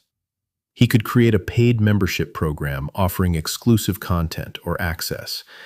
Any of these monetization strategies could generate 7 figures annually with his level of following. The fact that he's not doing them suggests either he doesn't need the money or he's playing a longer game where maintaining the pure, uncommercial image is more valuable than quick cash. Some influencers burn bright and fast, monetizing everything immediately and exhausting their audience within a year or two. Others play the long game, building credibility and trust over years before cashing in. Tobianno seems to be in the latter category. By not appearing desperate for money, by not selling anything to his audience, he maintains an air of authenticity and wealth that makes him more valuable long-term. If he suddenly started hawking products or services, he'd look less wealthy, less successful. The image would crack. By maintaining the illusion that he doesn't need money from social media, he actually increases his overall value, both in personal branding and in his ability to command higher rates for his actual legal work. His legal background gives him a unique advantage in this game that most influencers lack. Lawyers are trained to think strategically, to anticipate consequences, to protect themselves from liability. Tobianno never makes claims that could get him in trouble. He doesn't promise anything to his audience. He doesn't make statements that could be construed as financial advice or misleading advertising. He just shows his life, which is completely protected speech. There's no way for anyone to sue him or accuse him of fraud because he's not selling anything or making any verifiable claims. This legal sophistication in how he presents himself is probably not accidental. It's the product of years of professional training in risk management and liability avoidance. Compare this to typical influencers who constantly make claims they can't back up, promote products they don't use, stage fake scenarios for content. Many of them eventually face backlash, lawsuits, or credibility destruction when their deceptions are revealed. Tobianno has built his entire presence in a way that's essentially lawsuit-proof and scandal-proof. What can anyone accuse him of? Living in Monaco? Driving a Lamborghini? Having a mysterious female companion? None of this is illegal or even unethical. There's no scandal to uncover because he's never claimed to be anything he's not. He's just a guy living his life and filming it. This legal insulation is probably the product of careful planning, not happy accident. The psychological aspect of his appeal deserves deeper examination because it reveals something about human nature and what we value in the modern world. Why do millions of people watch someone else live a life they'll never have? On the surface, it seems masochistic, subjecting yourself to constant reminders of what you lack, what you'll probably never achieve. But human psychology is more complex than simple envy. People watch ZEUS Monaco for multiple reasons, and understanding these reasons explains his sustained popularity despite creating essentially the same content repeatedly. First, there's the aspirational element. People don't just watch to feel bad about their own lives. They watch to dream, to imagine, to vicariously experience luxury. For a few minutes while watching his video, you can imagine you're in Monaco, driving that Lamborghini, living that life. It's escapism, like watching a movie, except it has the added thrill of being real. This person actually exists, actually lives this way. The fantasy has a foundation in reality that pure fiction can't provide. Viewers know they'll probably never achieve this lifestyle, but watching someone who has achieved it provides a form of pleasure that's hard to explain rationally. It's like watching travel videos of places you'll never visit. You still enjoy seeing them, still get something from the experience, even if it's not your own. Second, there's the study element. Some portion of his audience watches analytically, trying to figure out how he did it, what principles or strategies they could apply to their own lives. These viewers aren't just passive consumers. They're students trying to learn from a successful example. They notice how he presents himself, how he maintains mystery, how he leverages social media without appearing to leverage it. They're reverse engineering his success to see if any components are transferable to their own situations. This is a more active, engaged form of viewership that explains why some people watch every video despite the repetitive content. They're not watching for entertainment. They're watching for education. Third, there's the social element. Following ZEUS Monaco allows people to participate in a shared cultural phenomenon. They can discuss his videos with friends, debate theories in comment sections, feel part of a community of viewers. This social aspect of content consumption is often overlooked, but incredibly important. People don't just watch content in isolation. They watch it to have something to talk about with others. ZEUS Monaco provides that common reference point. In the Russian-speaking internet particularly, where his popularity is massive, being able to discuss his latest video is a form of social currency.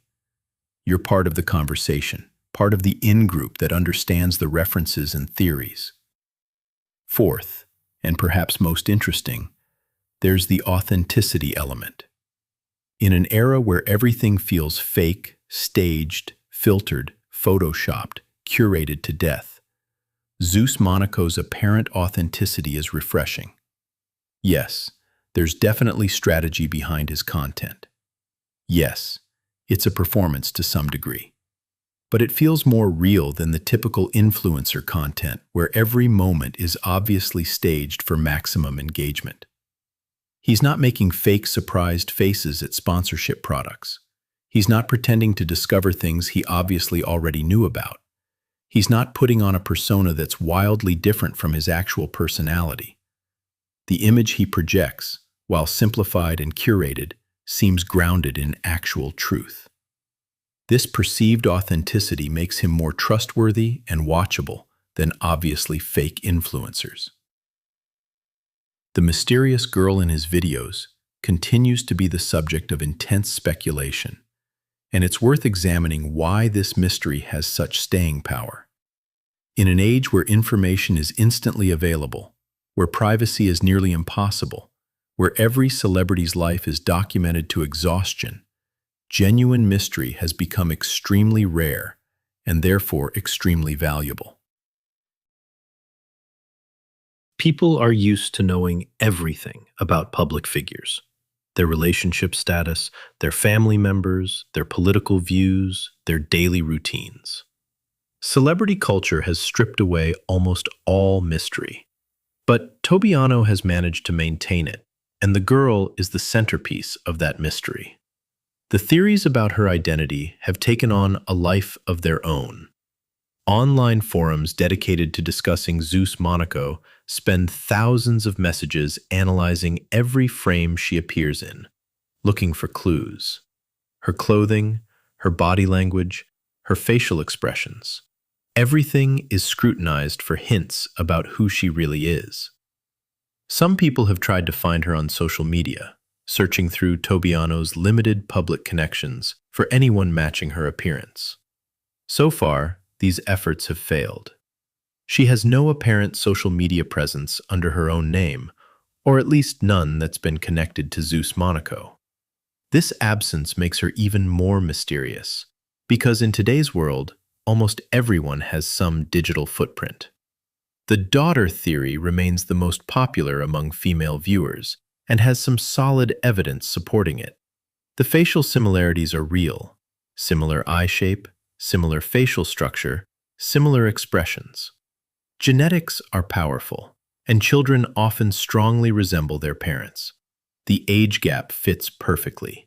Her demeanor around him suggests long-term familiarity and comfort, the kind you'd expect from a family relationship.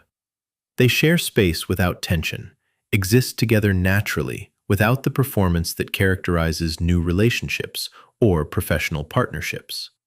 If she is his daughter, it would explain everything. Why she's always around, why he doesn't introduce her formally, why there's no romantic element to their interactions. But the secrecy around her identity remains puzzling if she's just his daughter.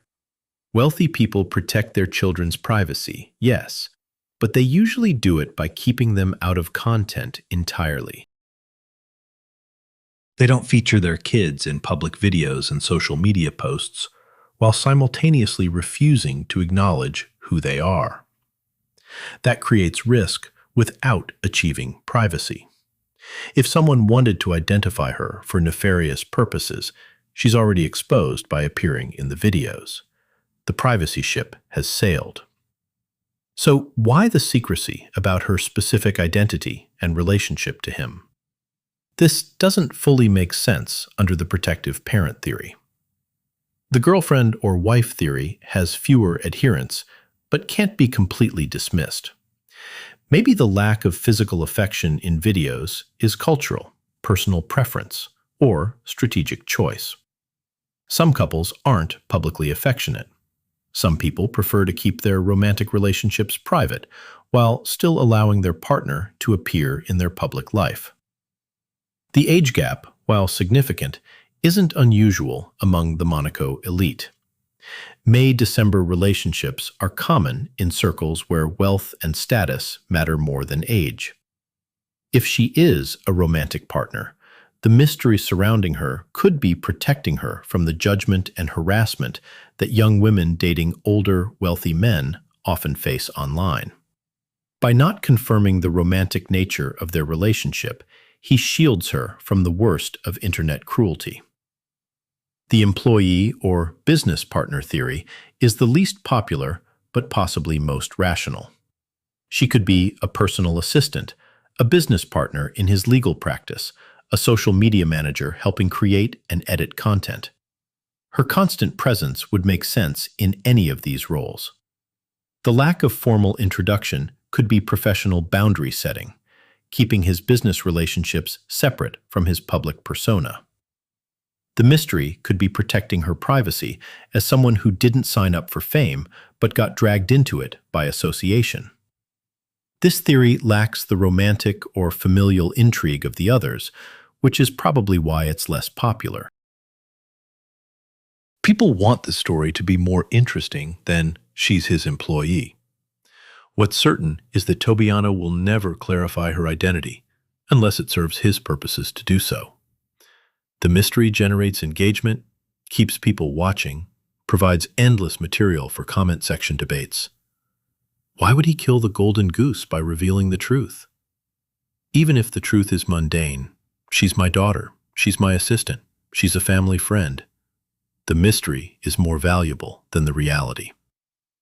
This is advanced content strategy, understanding that what you don't say can be more powerful than what you do say. The gaps you leave in your narrative become spaces for your audience to fill with their own theories, investing themselves in your story in a way they never would if you simply told them everything. The Black Bodyguard maintains his own mystery as part of this dynamic. His role is obviously security. Anyone with eyes can see that. But the fiction that he's just a friend is maintained because it serves the carefree image ZEUS cultivates. A visible bodyguard implies vulnerability, fear, the need for protection. It suggests you're important enough or wealthy enough to be a target. While that might stroke some egos, it also makes you seem less free, less spontaneous, more constrained by the burdens of wealth. The friend fiction allows ZEUS to appear completely free and unafraid while still having professional security. It's having your cake and eating it too. The protection without the image cost. 5,000 characters until we reach our conclusion, but before we get there, make sure you're subscribed to catch future investigations into mysterious, rich personalities. Hit that like button if this deep dive has opened your eyes to ZEUS Monaco's brilliant strategy. Drop a comment with your final theory about who the mysterious girl really is. We read every single one, and your engagement fuels more content like this. The Russian-speaking internet's obsession with ZEUS Monaco reflects something deeper about post-Soviet culture and its relationship with wealth.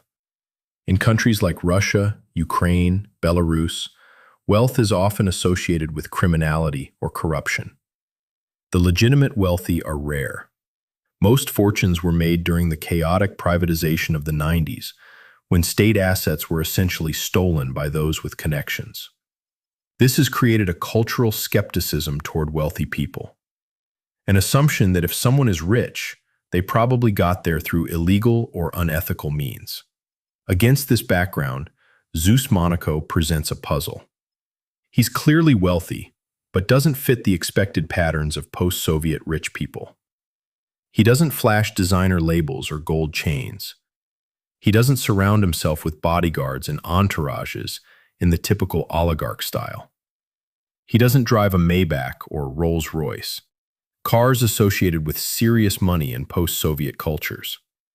His Lamborghini is expensive, but it's a sports car, a different category from the luxury sedans favored by businessmen.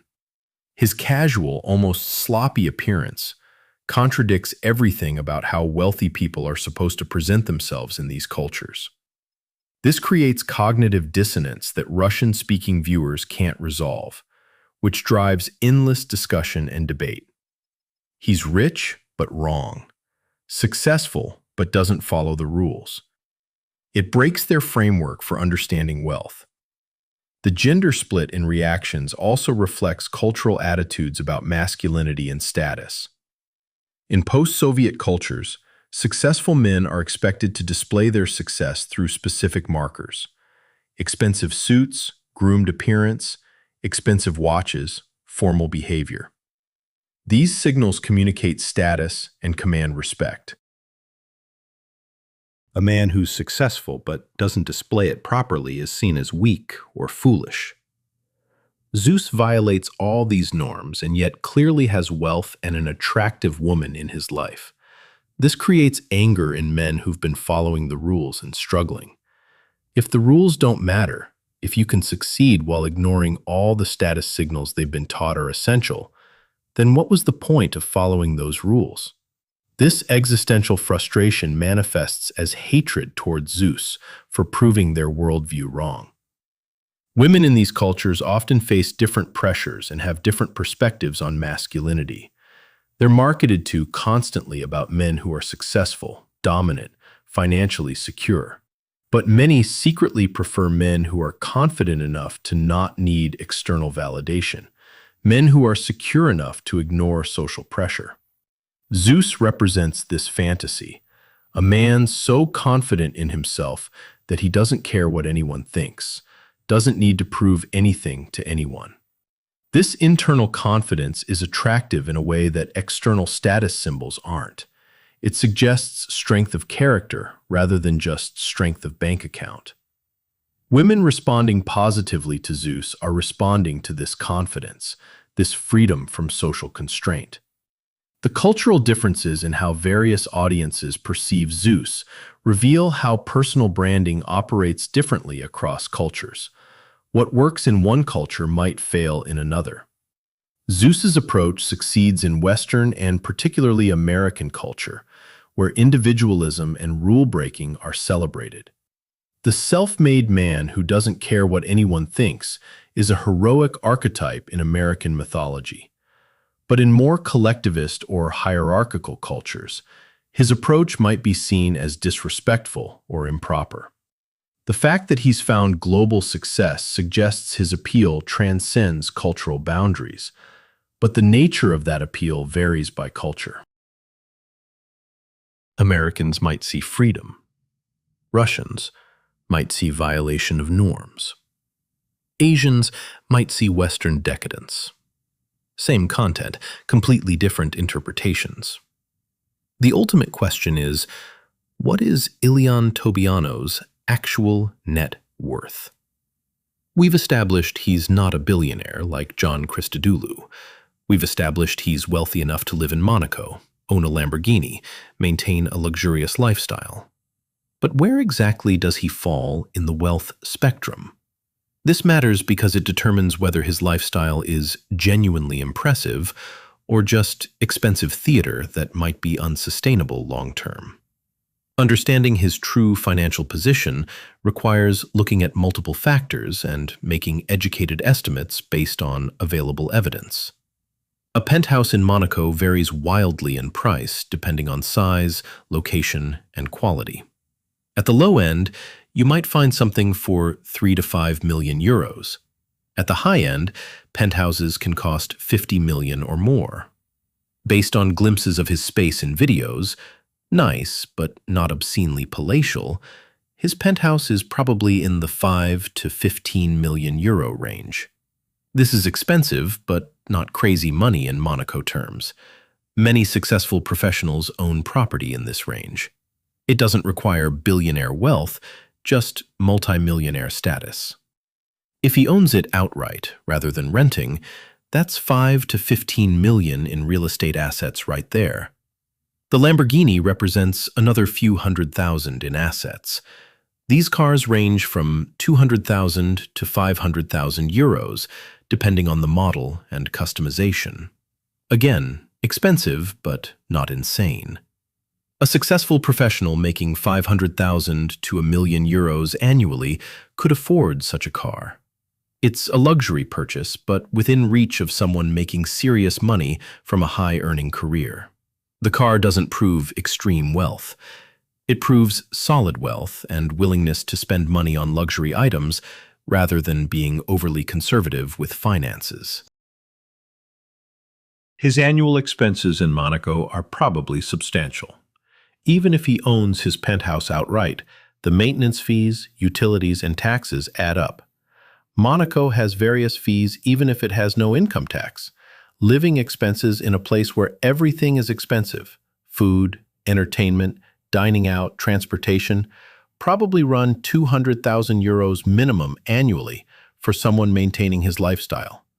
Add in car maintenance, insurance, travel, clothes, and miscellaneous expenses, and you're easily at 300,000 to 500,000 annual burn rate. This is important because it tells us how much capital he needs to sustain this lifestyle.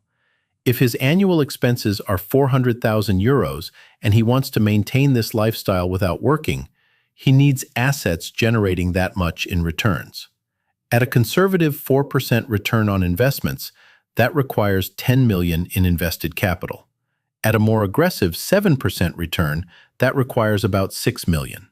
But he does work. His legal practice generates income. If that income covers his annual expenses, then any invested capital is just growing rather than being drawn down. This suggests his total net worth could range from 10 million on the conservative end to 50 million or more on the high end, depending on how much he has invested versus how much his legal practice earns. The professional fees for high-end Monaco real estate lawyers are substantial. A single major property deal might generate 50,000 to 200,000 in legal fees. If Tobianno handles even a few such deals per year, that's significant income. Add in smaller matters, consultations, retainer clients, and a busy practice could easily generate €1 million annually.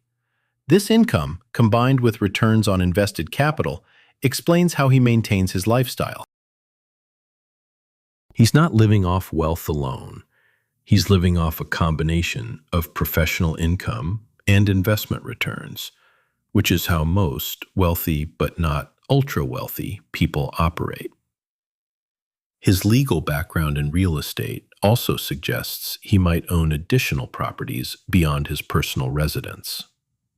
Lawyers in this field often invest in what they know, real estate. He might own rental properties in Paris, the French Riviera, or other European locations generating passive income. Property investment is a classic wealth-building strategy for lawyers in his field. They see deals daily, understand the market, have connections to find opportunities. It would be unusual if he didn't have property investments generating additional income beyond his primary residence. So what's the final answer? Based on all available evidence and reasonable assumptions, Ilian Tobianno's net worth is probably somewhere between 20 and 60 million euros. This puts him firmly in the multi-millionaire category, but nowhere near billionaire status. He's wealthy by any normal definition, far wealthier than 99% of people. But in the world of Monaco residents and global ultra-wealthy, he's probably middle tier. Not at the top with billionaires like Christodoulou, but also not struggling or faking it. Comfortable wealth maintained through a combination of professional income and smart investments. This level of wealth explains both his lifestyle and his strategy. He has enough to live very well, but not so much that he can be completely careless. He needs to maintain his legal practice to ensure steady income. He benefits from his social media fame because it drives business to that practice. But he's not desperate for social media money because his legal work already generates substantial income. This explains why he can afford to not monetize his social media directly. The indirect benefits to his legal career are more valuable than whatever he might make from YouTube ad revenue or sponsored posts. The sustainability of his lifestyle depends on continued professional success and prudent financial management. Unlike someone with $1 billion who can live off investment returns forever, Tobianno probably needs to keep working to maintain his current lifestyle long-term. If his legal practice declined, or if Monaco expenses increased significantly, he might need to adjust. But as long as he stays healthy, maintains his professional reputation, and manages money reasonably, this lifestyle is sustainable indefinitely. He's not over-leveraged or living beyond his means. He's living exactly at his means, which is the smart way to do it. What makes his situation interesting from a personal finance perspective is that he's maximizing lifestyle enjoyment rather than maximizing wealth accumulation.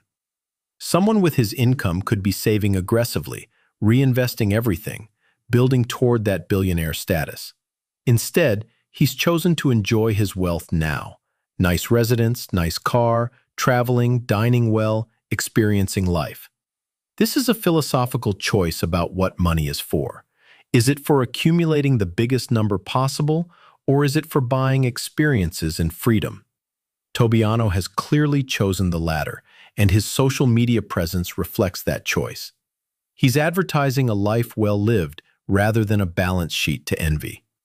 The lessons from ZEUS Monaco's success are applicable to anyone thinking about personal branding, though the specific tactics won't work for everyone. His core insights are universal. Authenticity beats perfection. Mystery generates engagement. You don't need to sell anything to build value. Your life can be your content if your life is interesting enough. But applying these insights requires having something interesting to show. Most people don't live in Monaco, don't drive Lamborghinis, don't have access to the locations and lifestyle that make his content compelling. Trying to copy his approach without his circumstances would fail. What's transferable is the strategic thinking behind his approach. Understanding that what you don't say can be more powerful than what you do. Recognizing that maintaining consistency in your persona builds trust, even if that persona is a simplified version of reality. Knowing that you can monetize attention indirectly rather than directly. Realizing that your professional expertise becomes more valuable when combined with personal brand recognition. These strategic insights work at any level of wealth or success. A local lawyer can build a social media presence that drives clients to their practice. An entrepreneur can create content around their lifestyle that attracts investors and partners. The specific tactics vary, but the strategy remains valid. Tobianno's legal training probably contributes more to his success than people realize. Lawyers are trained to think several moves ahead, to anticipate consequences, to protect themselves from liability. These skills translate directly to personal branding and social media strategy. Every post is considered for how it might be perceived, what reactions it might generate, what risks it might create. Nothing is truly spontaneous, even when it appears casual. This level of strategic thinking separates successful personal brands from those that flame out after initial viral success. Many people get famous accidentally, but can't sustain it because they lack the strategic framework to leverage that fame. Tobianno has that framework, built through years of legal practice requiring exactly those skills. The mystery of ZEUS. Monaco ultimately comes down to understanding that the mystery itself is the point. He's not trying to solve the puzzle for his audience. He's trying to keep them engaged in attempting to solve it. Every video that raises more questions than it answers is doing exactly what it's supposed to do. Every comment section debate about his real wealth or the girl's identity is engagement that benefits him. Every article written analyzing his strategy is free publicity.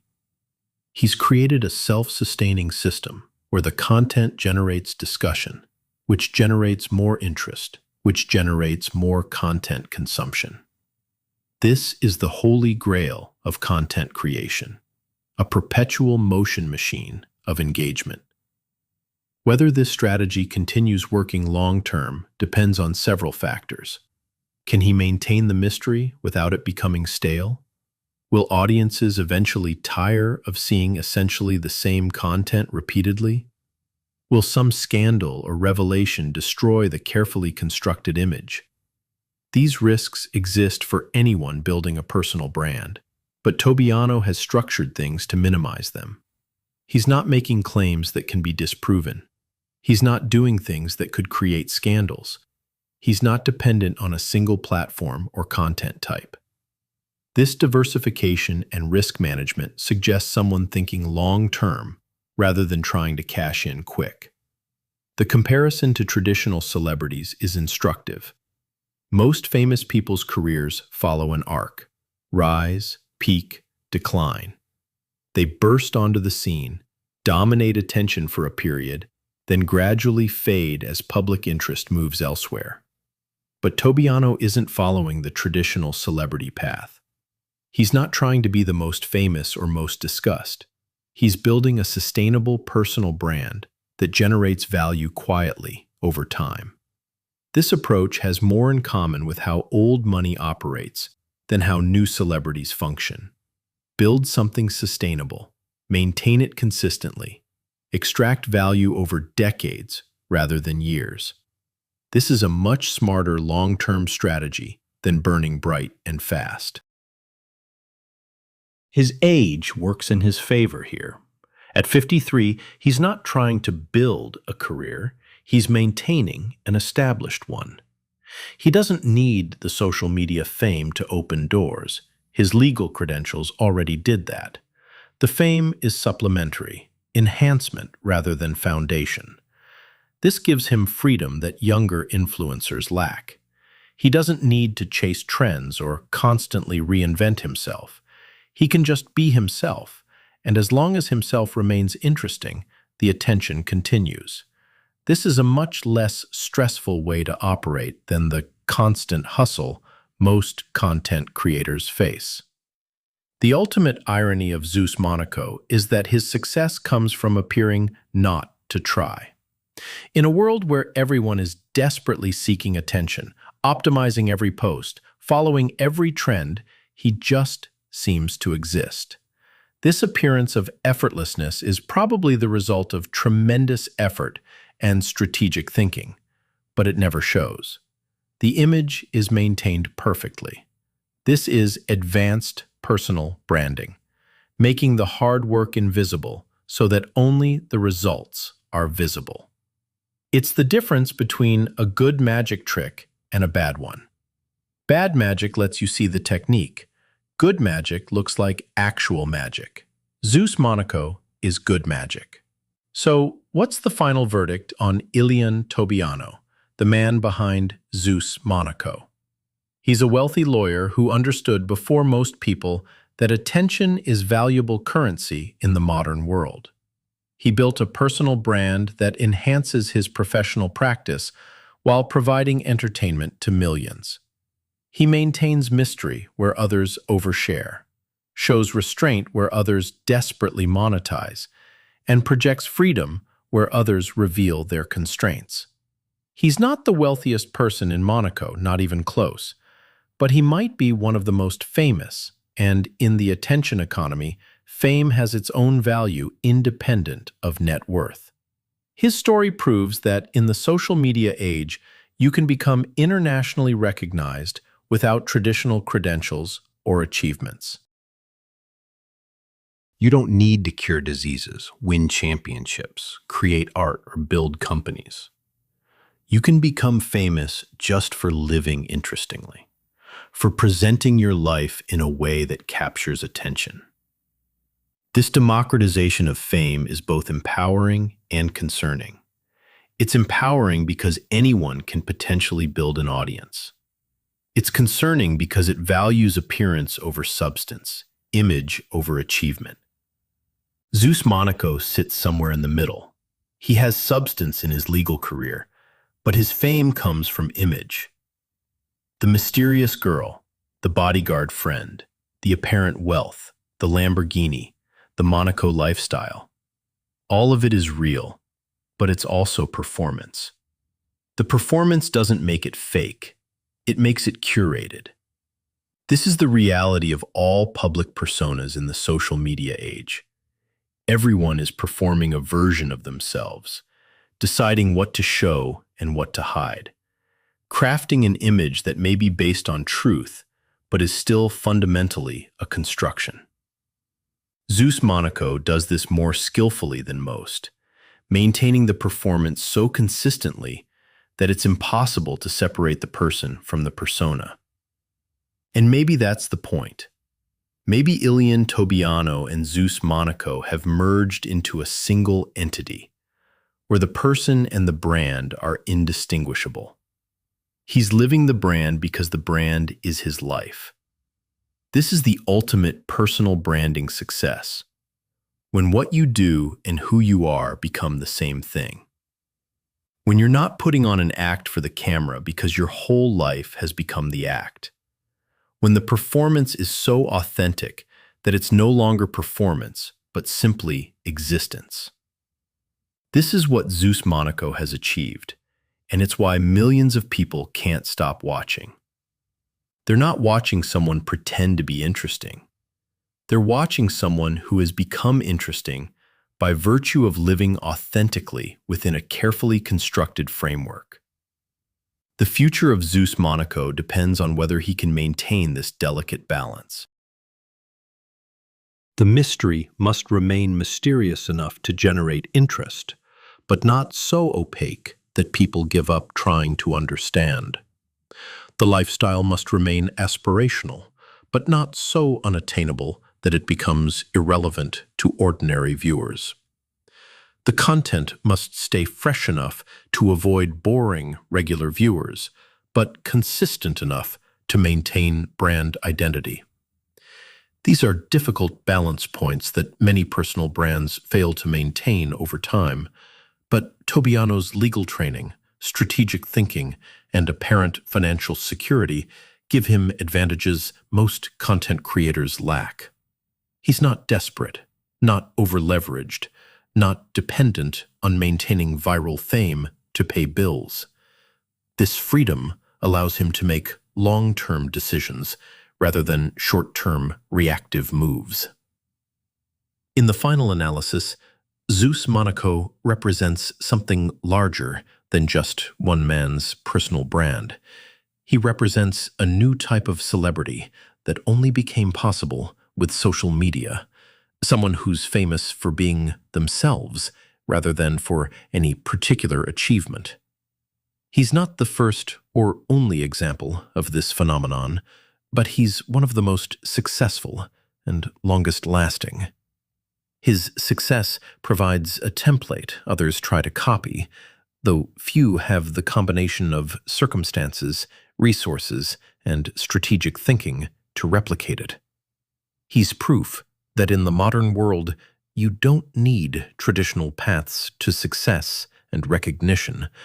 You need something interesting to show, the strategic sense to present it well, and the discipline to maintain consistency over time. Whether you admire him or resent him, whether you think he's a genius marketer or just a lucky rich guy, whether you believe the image or see through the performance, ZEUS Monaco has achieved something notable. He's built a global personal brand that generates value, creates opportunities, and provides entertainment to millions. He's done it without obvious manipulation, without scamming anyone, without making promises he can't keep.